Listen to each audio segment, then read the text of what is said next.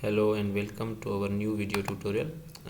In this video tutorial we will be learning about uh, exception handling in Python. So in our first video we learned about what does try block do and what is except block.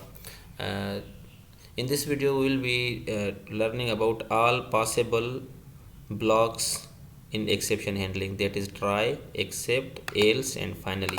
We will see in the sequence how what is the pattern of execution of these blocks.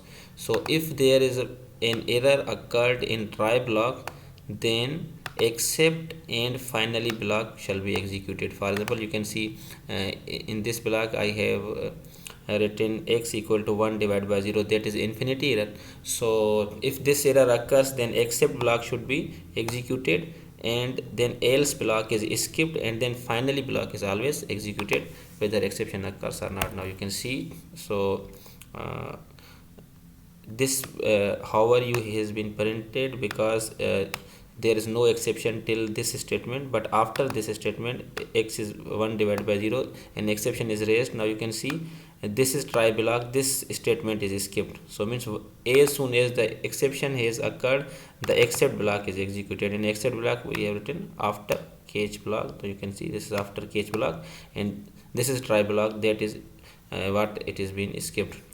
Else block won't execute it if there is an exception occurred in try block, and finally is a block that is always executed. So for example, if I write 1 divided by 1, that is 1, so means there is no exception. So now try block should be executed, else block and finally block should be executed, and except should be skipped. Now you can see this is try block, so this complete block is executed, except block is skipped, else block is also executed, and finally block is executed. So one of the possible application for finally is always executed.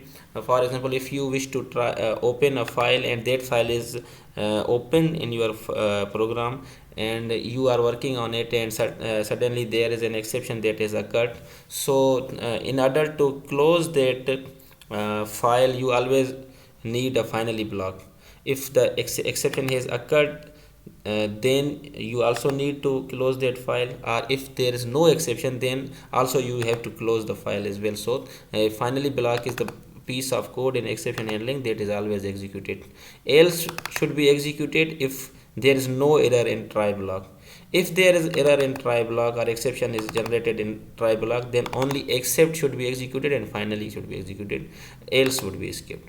So I hope this would make sense and you understood the concept of these four blocks.